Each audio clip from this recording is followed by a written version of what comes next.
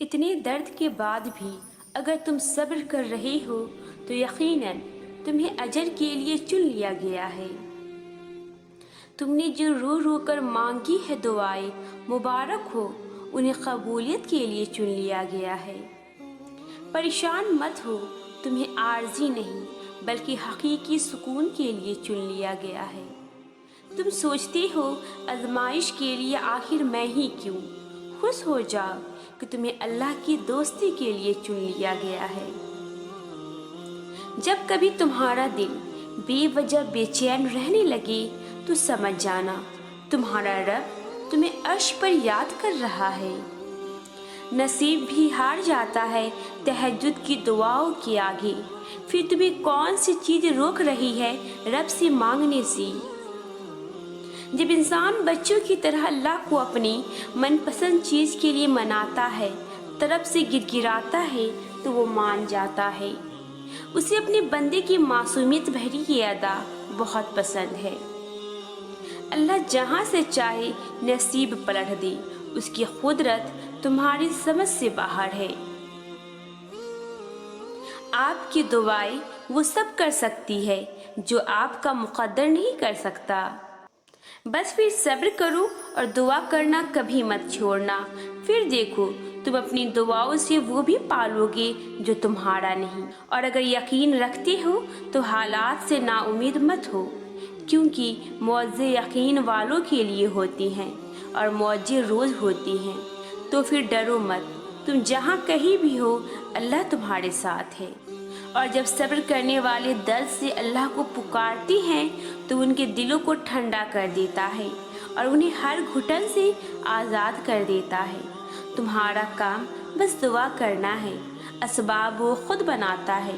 وہ جلد ہی تمہیں یوں خوش کر دے گا کہ تم پھر سے جی اٹھو گے۔ جب تم دعا کے ذریعے اپنا پہلا قدم اللہ کے جانب بڑھاتی ہو تب وہ تمہیں دیکھ کر خوش ہوتا ہے اور پھر تمہیں قبولیت کے لیے تب تک انتظار کرواتا ہے جب تک تم روز تھوڑا تھوڑا سا فاصلہ طے کر کے اللہ تک پہنچ نہیں جاتی۔ جب اللہ کی رضا کے بغیر اس کائنات کا ایک بھی پتھر نہیں ہل سکتا تو پھر تمہارے دل کا بار بار اللہ سے رجوع کرنا، اس سے مانگنا بے وجہ نہیں ہے۔ جو ہاتھوں میں اتنی جان ڈال دیتا ہے کہ وہ دعا کے لیے اٹھ سکے، وہ پھر ان اٹھنے والے ہاتھوں کی لاج بھی رکھتا ہے۔ وہ اگر تمہیں آزمائش میں ڈالتا ہے تو مت بھولو کہ وہ رحیم ہے، اس سے بھی زیادہ ہے۔ جب تمہیں جنگ کے میدان میں لا کر کھڑا کر دیتا ہے تو طاقت بھی اتنی دے دیتا ہے کہ تم پوری دنیا سے اکیلے لڑ جاؤ۔ وقت کوئی بھی ایک سا نہیں رہتا، اللہ تمہیں کبھی بھی مسلسل تکلیف میں نہیں رکھتا۔ کچھ چیزوں کی حقیقت تمہیں بعض اوقات دیر سے سمجھ میں آتی ہے، مگر جب تم انہیں سمجھ جاتی ہو تو جان جاتی ہو کہ اس چیز کی دیر سے ملنے میں کتنی انگنت مصلحتیں تھیں۔ تمہارے نصیب سے تمہاری چاہت تک کا جو ایک مختصر سا فاصلہ ہے وہ دعا ہے۔ تمہاری دعائیں ہی اختتام میں تمہارے لیے ان دروازوں کو کھول دیتی ہے جنہیں ناممکن سمجھ کر تم ان پہ دستک دینا بہت پہلے چھوڑ چکے ہوتے ہو۔ دعا کی قبولیت کے لیے یقین بہت ضروری ہے اور یقین صبر کیے بغیر کبھی نہیں آ سکتا، اور صبر سے بہترین عبادت اور کوئی نہیں ہو سکتی۔ جب تم اس دل کے تڑپنے کے بعد بھی اللہ کی رضا میں راضی رہتے ہو اور دن رات بے بسی سے صرف اس کا نام پکارتے ہو۔ اللہ ہر شخص کو مختلف طریقے سے آزماتا ہے اور کبھی کبھار وہ تمہیں ایسی آزمائش میں مبتلا کر دیتا ہے کہ تمہیں لگتا ہے جیسے اب تم کبھی بھی اس آزمائش سے نکل نہیں سکو گی، مگر ایسا ہوتا نہیں ہے، کیونکہ اللہ تمہیں امتحان میں مبتلا کرنے سے پہلے تمہارے لیے اس سے باہر نکالنے کا راستہ بناتا ہے۔ اللہ تمہیں کمزور اس لیے نہیں کرتا تاکہ تمہیں سزا دے سکے، بلکہ وہ تمہیں اس لیے تھکا دیتا ہے تاکہ تم جان سکو کہ تمہاری ساری طاقتیں صرف اللہ کے ساتھ ہے۔ وہ تمہیں گرا کر ہی سنبھلنے کا ہنر سکھاتا ہے۔ اللہ आजमाता उन्हीं को है जिनसे वो मोहब्बत करता है। वो तुम्हारी नज़र में चीज़ें इसलिए नामुमकिन बना देता है ताकि तुम उनके मुमकिन होने के लिए उसे मनाओ, क्योंकि वो इल्तिजाई कभी खाली नहीं लौटाता। वो दुआ को ज़ुबान तक रसाई देता है तभी जब उसने तुम्हें उस चीज़ से नवाजना होता है। तो फिर नाउम्मीद मत हो। जिसने तुम्हारी मनपसंद चीज़ को तुमसे दूर किया है, तुम उसी से उस चीज़ की वापस लौट आने की दुआ करो। जो रब तुम्हें एक दफ़ा तुम्हारी चाहत से नवाज सकता है, वो दूसरी दफ़ा भी उस चाहत को तुम्हारा मुकद्दर बनाने पर भी कुदरत रखता है। उन मंजिलों पर खुश हो जाओ जो अल्लाह ने तुम्हारे लिए चुनी है, फिर वो तुम्हें उन मंजिलों तक खुद ही ले जाएगा जिन तक तुम पहुंचना चाहती हो। तुम्हारा यकीन और तुम्हारी दुआएं ही तुम्हारा मुकद्दर होती है। बस तुम सब्र करो और उससे मांगो, जिससे मांग कर कभी कोई खाली हाथ नहीं रहा।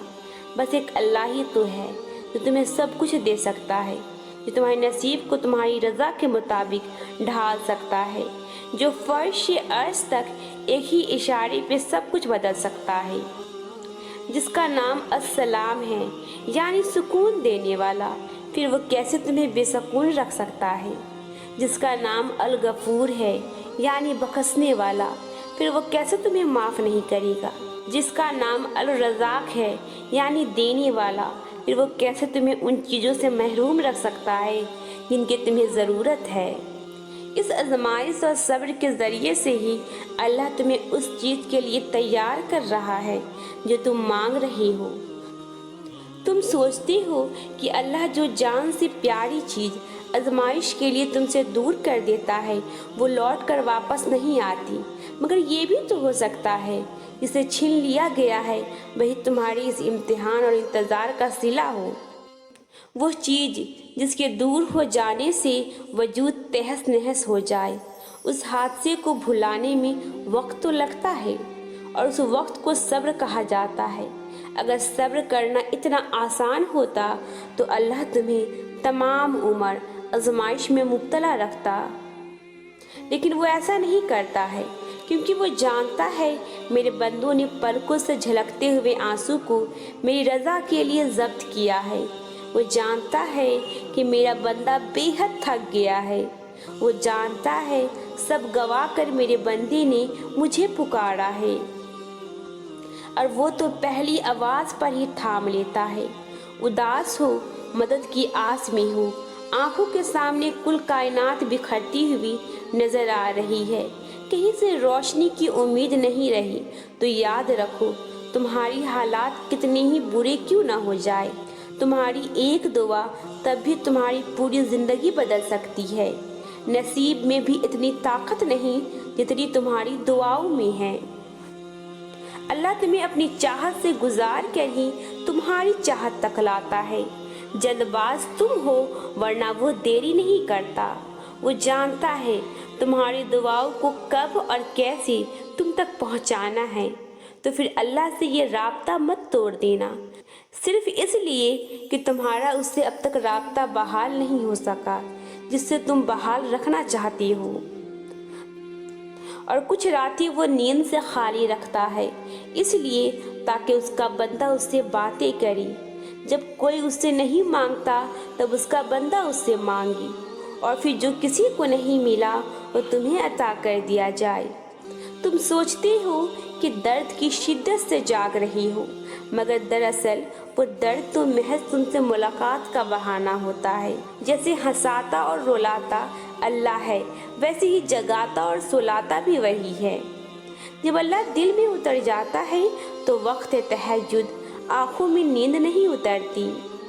तो अगर अल्लाह तुम्हें तहज्जुद तक ले आया है तो जान लो उसने तुम्हारे लिए इश्क को चुन लिया है, यानी तुम्हारे लिए खुद को चुन लिया है, और उसने तुम्हारी हर फरियाद पर कुन का इरादा बांध लिया है।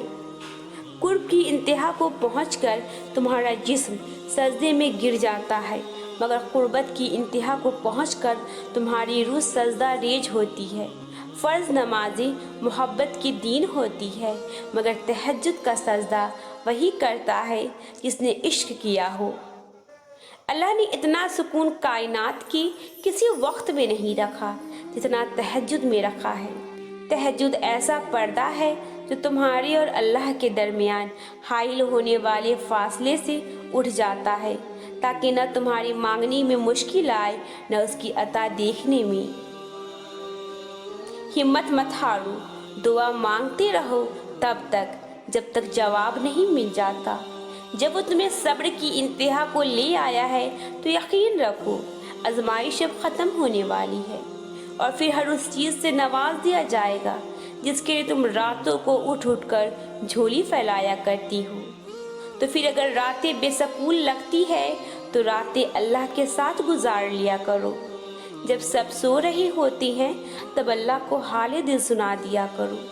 جو باتیں تنگ کرتی ہے انہیں اللہ کے حوالے کر کے بے فکری کی نیند سو جایا کرو۔ تہجد کا پہلا غم کا سجدہ ہی آخری غم کا ہوتا ہے، کیونکہ اس کے بعد کوئی غم نہیں ستاتا اور نہ ہی کوئی زخم جگاتا ہے۔ پھر تو انسان خوشی سے جاگتا ہے، اپنے رب سے ملاقات کی غرض سے جاگتا ہے۔ دعائیں کبھی بھی رد نہیں کی جاتی، پھر وہ تہجد کی دعا ہو یا کسی فرض کی نماز کی، پھر وہ ہنس کر مانگی گئی ہو یا روتے ہوئے، پھر وہ کسی نمازی کی ہو یا بے نمازی کی۔ جو کافر کو بھی خالی ہاتھ نہیں لوٹاتا، تمہیں لگتا ہے وہ تمہیں تڑپتا ہوا چھوڑ سکتا ہے؟ اللہ جانتا ہے تمہاری چاہت کو کب اور کیسے تم تک پہنچانا ہے، تمہیں بس توکل رکھنا ہے۔ اگر وہ ایک ستارہ تمہیں نہیں مل سکا جو تم نے مانگا تھا تو ممکن ہے اللہ نے پورا آسمان تمہارے لیے لکھ رکھا ہو۔